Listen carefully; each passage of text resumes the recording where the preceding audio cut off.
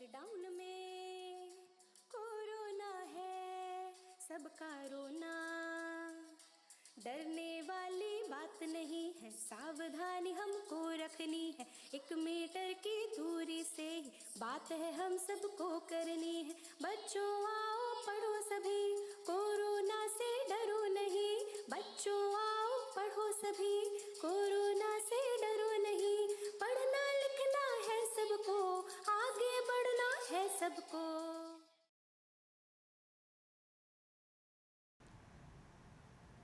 नमो नमः। प्रिय बच्चों, मैं कंचनमाला, संस्कृत अध्यापिका, राजकीय बालिका इंटर कॉलेज, शामीना रोड, लखनऊ। बच्चों, कक्षा 10 की ऑनलाइन क्लास में आज पुनः मैं संस्कृत विषय के साथ उपस्थित हूँ। बच्चों, संस्कृत की पिछली कक्षाओं में हमने संस्कृत पद्य पीयूषम से प्रथमा पाठः लक्ष्य वेध परीक्षा का भाग 1 एवं भाग 2 पढ़ा था। आज की कक्षा में मैं आप लोगों को प्रथमा पाठः लक्ष्य वेध परीक्षा का भाग 3 पढ़ाऊंगी। तो चलिए एक नज़र डाल लेते हैं कि आज की कक्षा में हम किन किन बिंदुओं पर चर्चा करने वाले हैं। आज की कक्षा में सर्वप्रथम हम लोग पुनरावलोकन पर चर्चा करेंगे कि हमने भाग 1 एवं भाग 2 में क्या क्या पढ़ लिया था, इस पर संक्षिप्त चर्चा करेंगे। तत्पश्चात संदर्भ व प्रसंग देखेंगे, पहले की भांति ही संदर्भ व प्रसंग देखेंगे। फिर मैं श्लोक संख्या 11, 12, 13, 14 तथा 15 का सामान्य वाचन करूंगी पहले, तथा फिर सस्वर वाचन करूंगी। उसके पश्चात मैं आप लोगों को श्लोकों का संस्कृत अन्वय बताऊंगी। तत्पश्चात श्लोकों का काठिन्य निवारण होगा। फिर हिंदी अर्थ एवं व्याख्या बताऊंगी मैं। कक्षा के अंत में मैं आप लोगों को कुछ संबंधित प्रश्न व अभ्यास कार्य दूंगी, जिसे आप लोग करेंगे। तो चलिए सबसे पहले एक नज़र डालते हैं पुनरावलोकन पे। बच्चों, पिछली कक्षा में हमने भाग 2 पढ़ा था, उससे पिछली कक्षा में हमने भाग 1 पढ़ा था।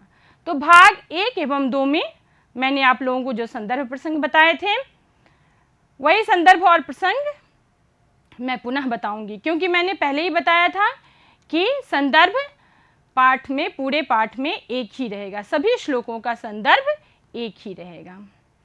तत्पश्चात मैंने श्लोक संख्या 6, 7, 8, 9 तथा 10 का सस्वर वाचन किया था पिछली कक्षा में। उसके पश्चात मैंने संस्कृत अन्वय बताया था उन श्लोकों का, काठिन्य निवारण बताया था तथा हिंदी अर्थ और व्याख्या बताई थी। पाठ के अंत में मैंने आप लोगों को कुछ प्रश्न व अभ्यास कार्य दिए थे करने के लिए। मैं उम्मीद करती हूँ कि आप लोगों ने उसे कर लिया होगा। बच्चों, बहुत ही थोड़ी देर में भाग 1 एवं 2 का हम लोग संक्षिप्त परिचय पुनः प्राप्त कर लेते हैं। बच्चों, मैंने आप लोगों को बताया था कि लक्ष्य वेध परीक्षा पाठ हमारा महाभारत के आदि पर्व से लिया गया है।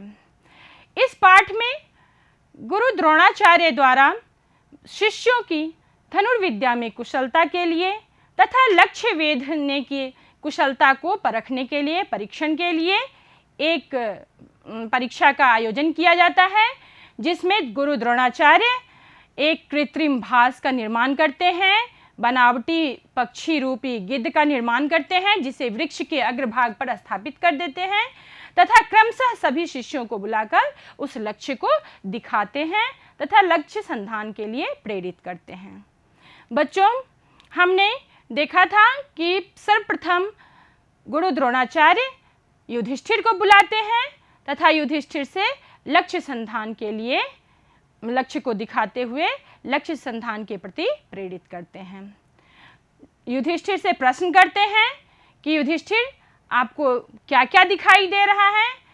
तो युधिष्ठिर ने कहा था कि मुझे वृक्ष, आप और मेरे भाई, सभी भाई और लक्ष्य, ये पुनः बार बार मुझे दिखाई दे रहे हैं। यहाँ तक हम लोगों ने श्लोक संख्या 1 से 10 तक में ये पढ़ा था हम लोगों ने। आज की कक्षा में हम लोग श्लोक संख्या 11 से पढ़ेंगे, परंतु श्लोक प्रारंभ करने से पहले मैं प्रत्येक कक्षा की भांति आज भी सर्वप्रथम संदर्भ आप लोगों को बताऊंगी।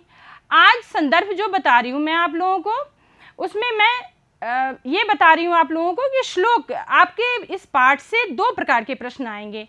एक तो श्लोक की संदर्भ सहित व्याख्या लिखने को आएगी और एक सूक्तियों की भी व्याख्या आएगी।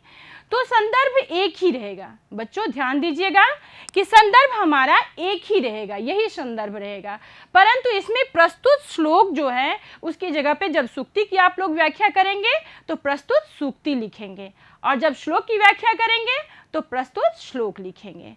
तो यही संदर्भ हम लोग देख लेते हैं कि क्या लिखना है आप लोगों को।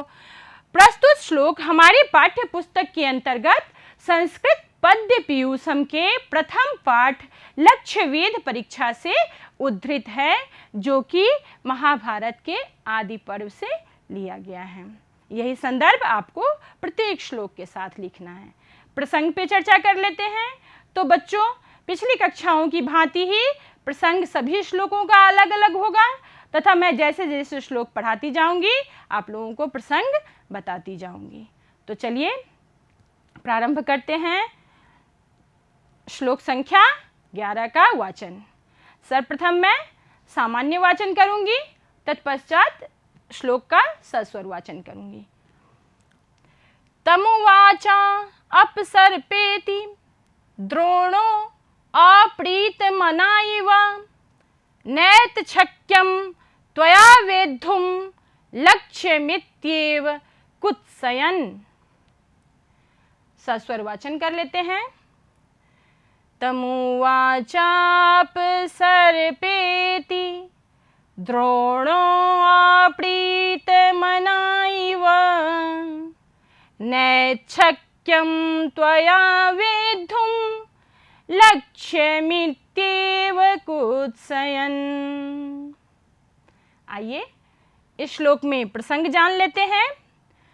प्रस्तुत श्लोक में युधिष्ठिर को लक्ष्य वेद से विरत किए जाने का वर्णन किया गया है। विरत किए जाने का अर्थात लक्ष्य वेधने की प्रक्रिया से, परीक्षा से हटाए जाने का वर्णन किया गया है इस श्लोक में।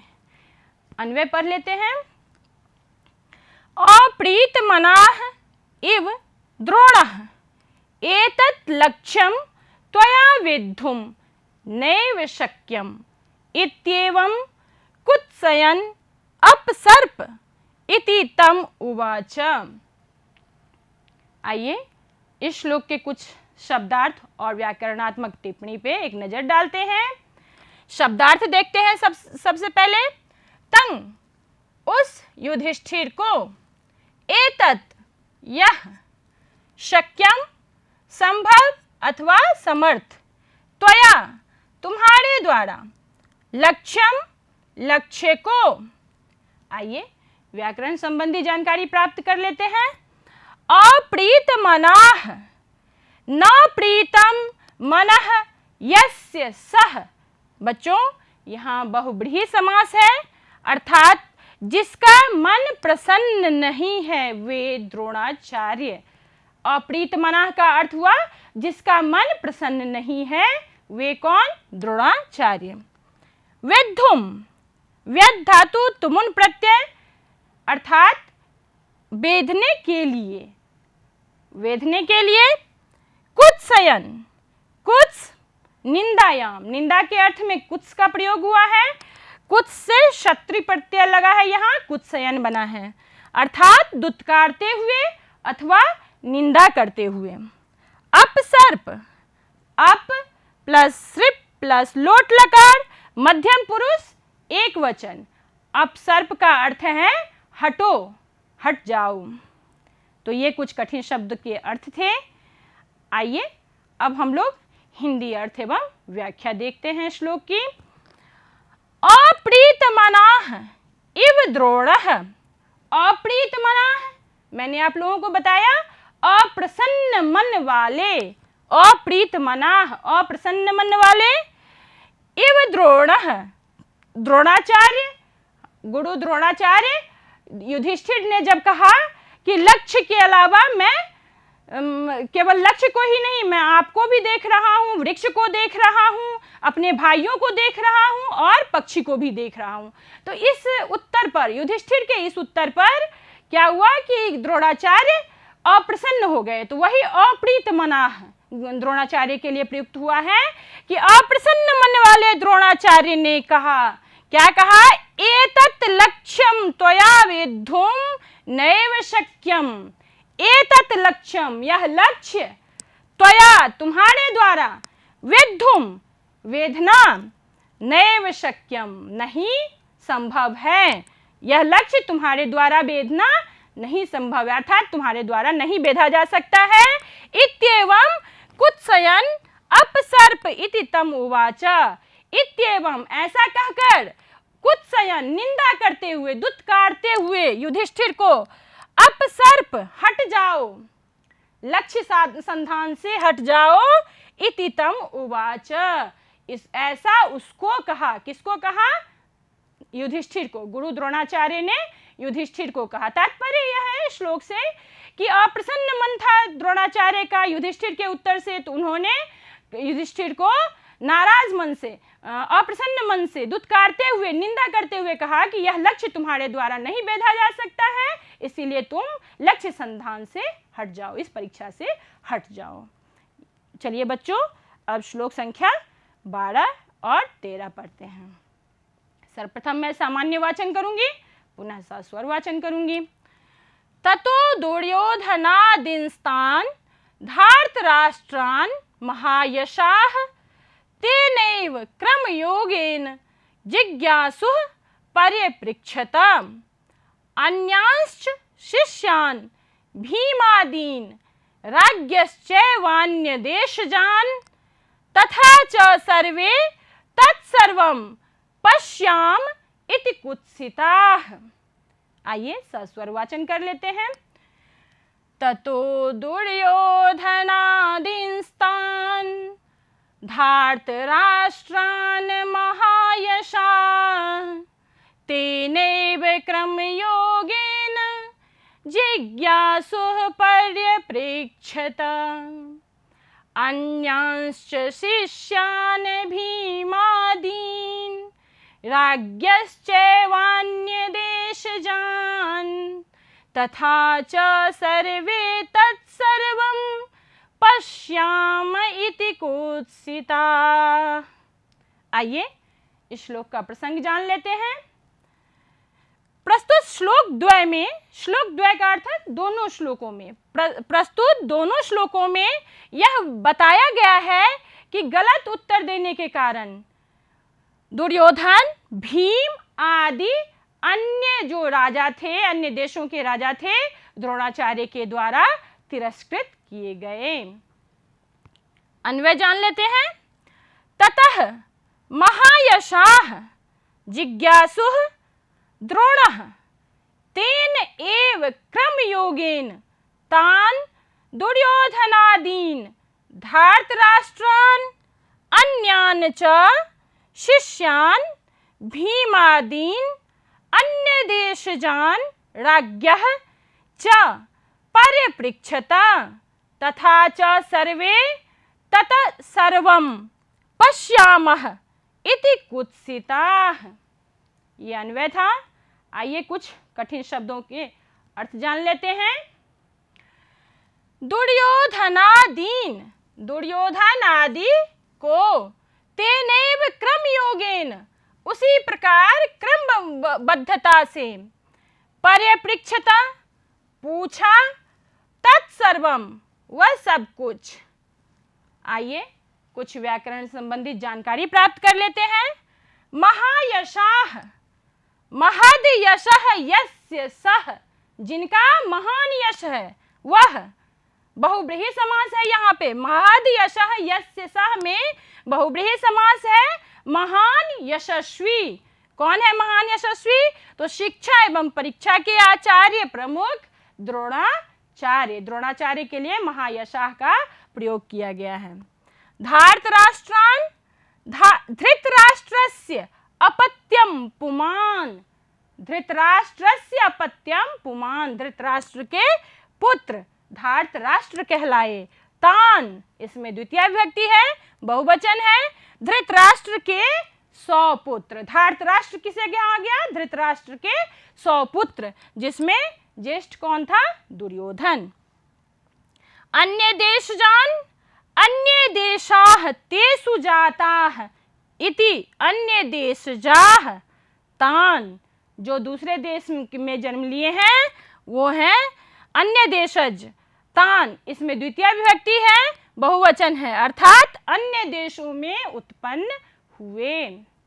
कुत्सिताः, कुत्स प्लस अक्त, इसमें प्रथमा विभक्ति है, बहुवचन है, अर्थात निंदित। कुत्सिताः का अर्थ है निंदित। तो ये कुछ कठिन शब्द के अर्थ थे।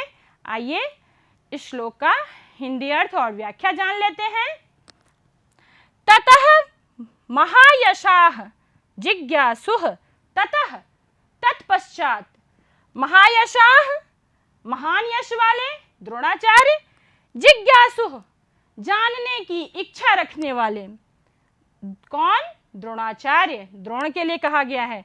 तेन एव क्रम योगेन, उनके द्वारा ही क्रम योग से, क्रमानुसार क्रम से, तान उनको, दुर्योधनादीन धार्तराष्ट्रान, तान दुर्योधनादीन धार्तराष्ट्रान, मतलब उन दुर्योधन आदि धृतराष्ट्र के पुत्रों को, अन्यान च शिष्यान भीमादीन, अन्य शिष्य और च मतलब और, अन्य शिष्य भीम आदि, अन्य देश जान राज्ञः च, और अन्य देश में उत्पन्न हुए राजा को, परिपृच्छत पूछा।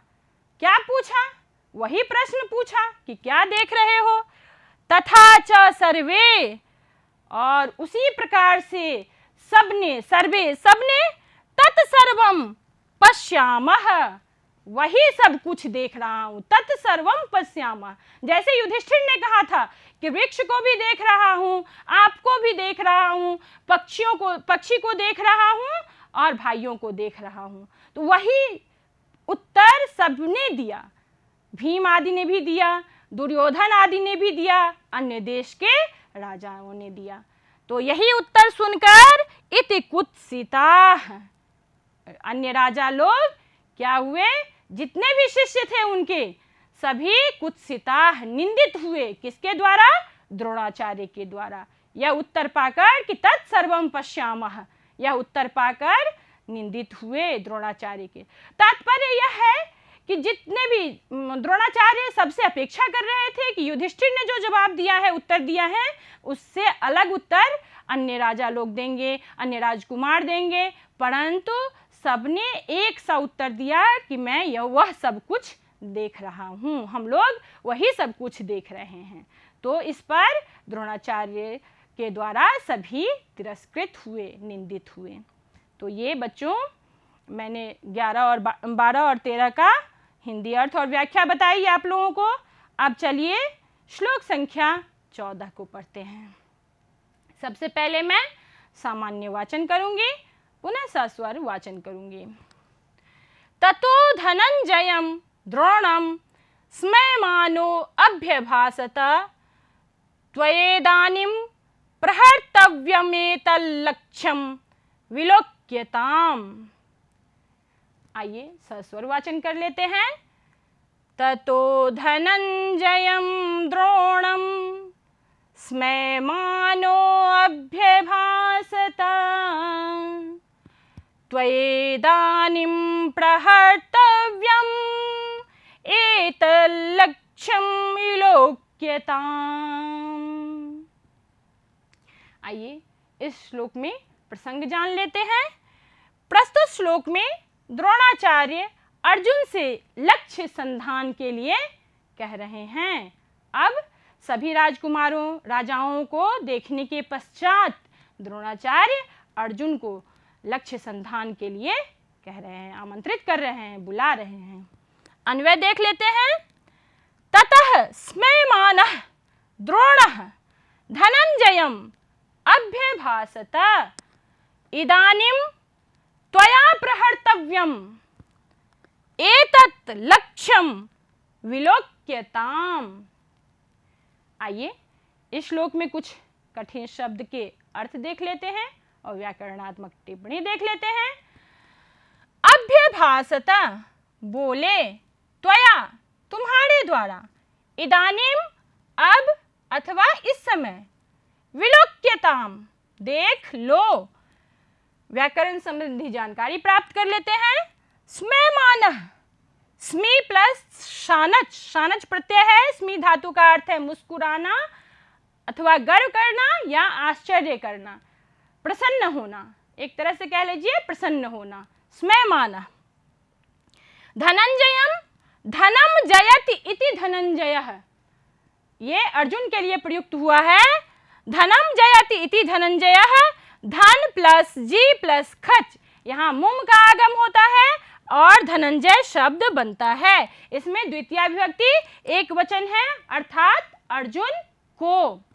प्रहर्तव्यम, प्र प्लस ह्री प्लस तव्यत, यहाँ पे ह्री से पूर्व प्र उपसर्ग आने पर उसका अर्थ मारना हो जाता है। प्रहर्तव्यम मारना हो जाता है। यहाँ पर लक्ष्य भेदने के अर्थ में प्रहर्तव्यम का प्रयोग किया गया है।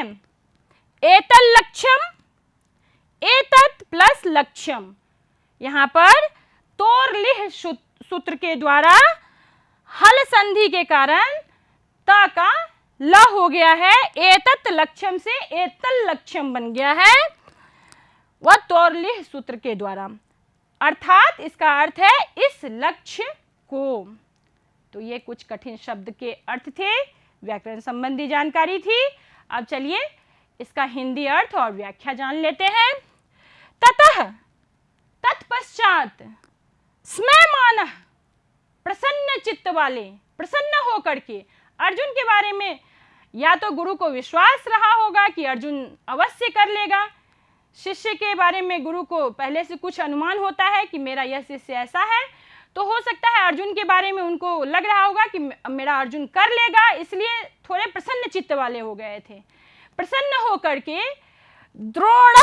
द्रोणाचार्य ने धनंजयम, मैंने अभी आप लोगों को बताया है कि धनंजय अर्थात अर्जुन, अभ्यभाषत बोले, अर्जुन को बोले, इदानीम त्वया प्रहर्तव्यम, अब इस समय इन लोगों से नहीं हुआ, सभी शिष्यों से नहीं हुआ, तब अब इस समय त्वया प्रहर्तव्यम, तुम्हें तुम्हारे द्वारा प्रहार किया जाना चाहिए, तुम प्रहार करो, अर्थात लक्ष्य वेध करो। आज्ञा दे रहे हैं ये द्रोणाचार्य अर्जुन को कि अब इस समय तुम प्रहार करो, लक्ष्य वेध करो। एतत् लक्ष्यम विलोक्यताम, एतत् लक्ष्यम, इस लक्ष्य को, विलोक्यताम मतलब देखो, इस लक्ष्य को देखो। तात्पर्य यह है कि द्रोणाचार्य ने अत्यंत ही प्रसन्न होकर के अर्जुन को आमंत्रित किया लक्ष्य संधान के लिए। उनको विश्वास था कि अर्जुन इस लक्ष्य को वेध लेंगे, इस परीक्षा में उत्तीर्ण होंगे, उनको था विश्वास, इसलिए उन्होंने कहा अब इस समय इस लक्ष्य को तुम वेधो अर्जुन, इस लक्ष्य को देखो और लक्ष्य संधान करो। आइए बच्चों अब चलते हैं श्लोक संख्या 15। मैं पुनः सामान्य वाचन करूंगी, फिर सस्वर वाचन करूंगी। एवं मुक्तः सव्यसाची मंडलीकृत कार्मुकः तस्थौ भासं समुद्दिश्य गुरुवाक्य प्रणोदितः। आइए सस्वर वाचन कर लेते हैं। एवं मुक्तः सव्यसाची मंडलीकृत कार्मुकः तस्थौ भासं समुद्दिश्य गुरुवाक्य प्रणोदितः। आइए इस श्लोक का प्रसंग जान लेते हैं। प्रस्तुत श्लोक में लक्ष्य वेध के लिए अर्जुन के तैयार होने का वर्णन है, अर्थात अर्जुन इस श्लोक में लक्ष्य वेधने के लिए तैयार हैं। अन्वय देख लेते हैं। एवं उक्तः गुरु वाक्य प्रणोदितः सव्यसाची मंडलीकृत कार्मुकः भासम समुद्दिश्य तस्थौ। आइए अब हम कुछ कठिन शब्द के अर्थ जान लेते हैं शब्दार्थ के तहत। एवं इस प्रकार, उक्तः कहा गया, समुद्दिश्य निशाना साध कर, लक्ष्य करके। सव्यसाची व्याकरण संबंधी जानकारी प्राप्त कर लेते हैं। सव्यसाची में सव्येन वामेन सचति बाणम इति सव्यसाची। सव्यसाची सव्य प्लस सच प्लस निने, यहाँ पे सव्यसाची कहा गया है अर्जुन को, क्योंकि अर्जुन दाहिने हाथ की भांति बाएं हाथ से भी धनुष पर बाण चढ़ा लेते थे। धनुष पर बाण बाएं हाथ से भी चढ़ा लेते थे। लोग यह कार्य दाएं हाथ से करते हैं, परंतु दाहिने हाथ और बाएं हाथ दोनों हाथों से अर्जुन धनुष पर बाण चढ़ा लेते थे, इसीलिए उनको सव्यसाची कहा गया है। अर्जुन ने स्वयं ही कहा है, इस श्लोक को देखिए कि उभौ में दक्षिणौ पाणि गांडीवस्य विकर्षणे तेन देव मनुष्येषु सव्यसाचीति माम विदुः। अर्थात उभौ में दक्षिणौ पाणि, मैं दोनों हाथों से, दक्षिण हाथ से तथा दोनों हाथ से, दाहिने हाथ से तथा बाएं हाथ से, दोनों हाथ से गांडीव विकर्षणे, गांडीव को खींच सकता हूँ। तेन इस कारण से देव मनुष्येषु, देवता और मनुष्यों में सव्यसाची माम विदुः, मुझे सव्यसाची के नाम से जाना जाता है। तो अर्जुन ने स्वयं ही इस बात को सिद्ध किया है, कहा है। तो सव्यसाची किसे कहते हैं आप लोग समझ गए होंगे, अर्जुन को कहा गया है। मंडलीकृत कार्मुकः, अब अगला शब्द है मंडलीकृत कार्मुकः। अमंडलम मंडलम कृतम कार्मुकम येन स, अर्थात यहाँ पे बहुब्रीहि समास है, जिसने अपने धनुष को मंडलाकार बना रखा है, जिसने अपने धनुष को मंडलाकार की तरह बना रखा है, ऐसा कौन है? अर्जुन। तो मंडलीकृत कार्मुकः, जिसने अपने धनुष को मंडलाकार बना रखा है। तस्थौ, यहाँ पे अस्था धातु है, लिट लकार, प्रथम पुरुष एक वचन है, इसका अर्थ है ठहर गया अथवा बैठ गया, बैठ गया। आइए अब श्लोक इसके हिंदी अर्थ और व्याख्या को देख लेते हैं। एवं उक्तः, इस प्रकार कहने पर, गुरु द्रोणाचार्य के इस प्रकार कहने पर, क्या कहने पर? कि लक्ष्य संधान अब तुम करो। इस प्रकार कहने पर गुरु वाक्य प्रणोदितः, गुरु के वाक्य से प्रेरित होकर सव्यसाची, बच्चों मैंने आप लोगों को सव्यसाची का विस्तृत अर्थ बताया है। तो सव्यसाची अर्थात अर्जुन, मंडलीकृत कार्मुकः, अपने धनुष को जिसने मंडलाकार बना रखा है, मंडलाकार बनाकर भासम समुद्देश्य, भास अर्थात वो प्रतिमान जो बनावटी पक्षी गिद्ध है, उस प्रतिमान को लक्ष्य बनाकर, समुद्देश्य लक्ष्य बनाकर तस्थौ तैयार हो गए। गुरु कैसा कहने पर तैयार हो गए अर्जुन। तात्पर्य यह है कि गुरु ने जब उनको प्रेरित किया कि तुम कर सकते हो, तो अर्जुन तैयार हो गए और अपने धनुष को मंडलाकार बना लिया। वो सव्यसाची अर्जुन जो दोनों हाथों से धनुष पर प्रत्यंचा चढ़ा सकते थे, उन्होंने भास को अर्थात पक्षी गिद्ध को अपना लक्ष्य बनाकर तैयार हो गए। तो बच्चों, मैंने आज की कक्षा में जो श्लोक पढ़ाए हैं, उम्मीद करती हूँ कि आप लोगों को अच्छी तरह से समझ में आ गया होगा और आप लोग इसका संदर्भ सहित व्याख्या अवश्य लिख पाएंगे। तो मैं आप लोगों को कुछ अभ्यास कार्य में पिछली कक्षाओं की भांति प्रश्न देती हूँ, जिसका संदर्भ सहित आप लोगों को हिंदी में व्याख्या लिखना है। तमुवाचा अपसर्पेति लक्ष्यमित्येव कुत्सयन्, ये श्लोक है पहला।